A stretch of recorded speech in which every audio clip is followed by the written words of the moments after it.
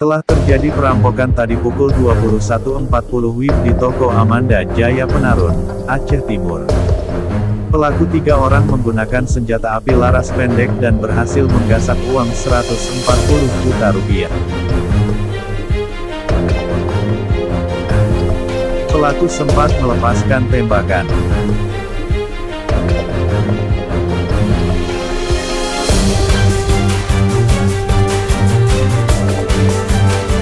Selongsong ditemukan di TKP.